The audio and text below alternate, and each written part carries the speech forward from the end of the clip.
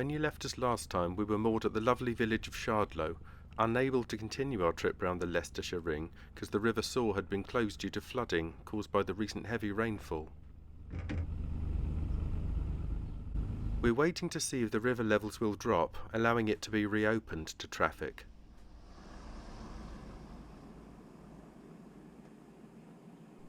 Until it decides to cooperate, we are going nowhere.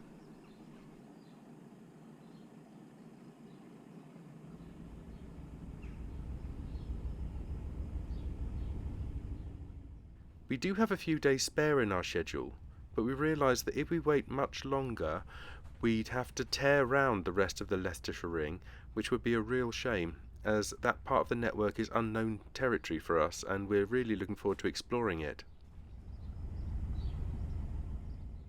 We've been keeping an eye on the river levels, hoping that they'll begin to recede. However, they seem to be rising each time we check. We'd been getting rain like this on and off for quite some time, and though it's largely stopped for the time being, the local wisdom seems to be that it will still take a few days for the rain that's fallen to make its way down to the river, and there seems very little chance of the river levels falling in the short term at least. Taking all this into account, we've made the very difficult decision that our best course of action is to turn around and retrace our steps. But to still keep an eye on the weather forecast, just in case a miracle means that if the River Soar reopens, we could turn yet again and hightail it back through Shardlow and onto the river. After a walk to Castle Donington to pick up some more groceries, and a taxi ride back to the boat because I couldn't possibly walk all that way back with heavy bags, we made preparations to set off.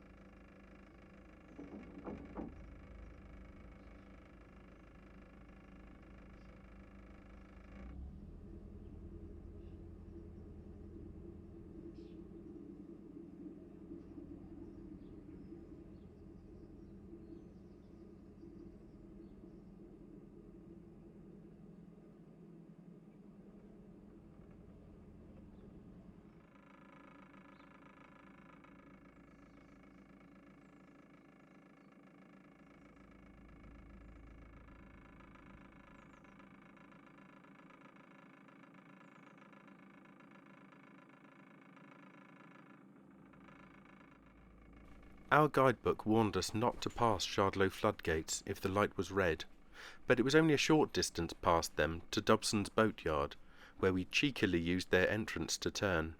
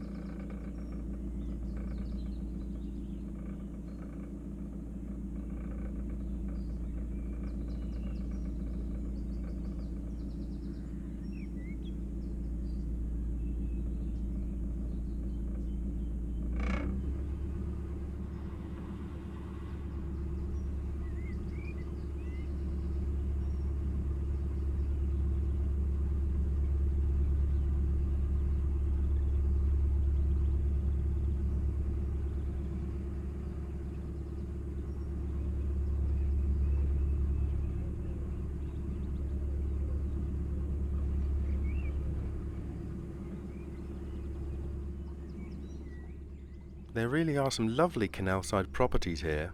This one even has a railway track running round it.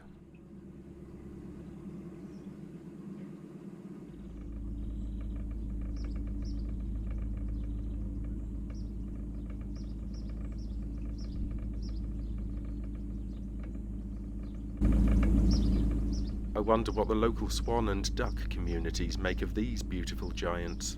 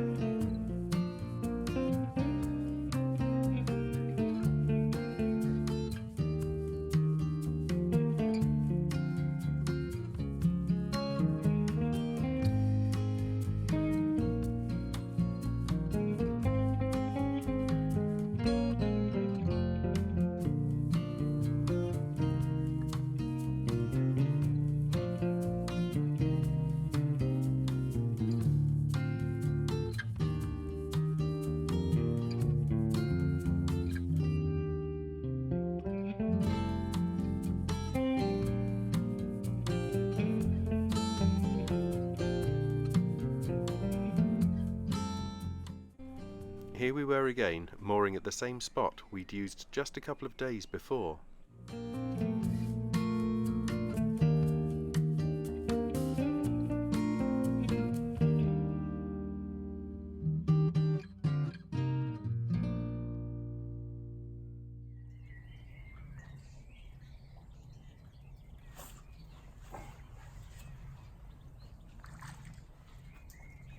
We were trying not to feel too gloomy about the decision to turn round, so to cheer ourselves up, we decided that a spot of magnet fishing would be just the job.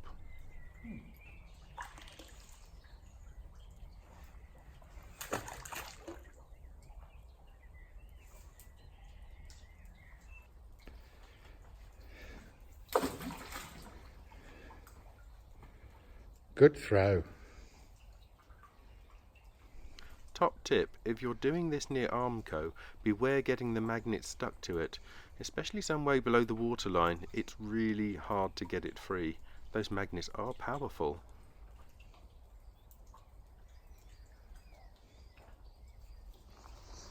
The tension's unbearable. Dun dun dun dun dun. Oh, what have you got? Hello, it's an ancient Roman Arrowhead. Yeah, it's actually got a point on it. Now the point to all of this is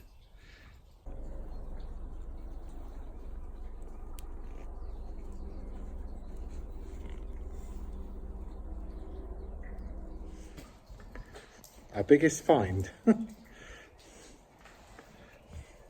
Power! Magnetic stones. Yeah. How weird. Never seen the likes. Witchcraft, I tell you. Go on. Okay, but it's down there. After a few interesting but unspectacular finds, it was tea time, so we called it a day. But still with one eye on the weather forecast, just in case things changed. Thanks for joining us. See you next time.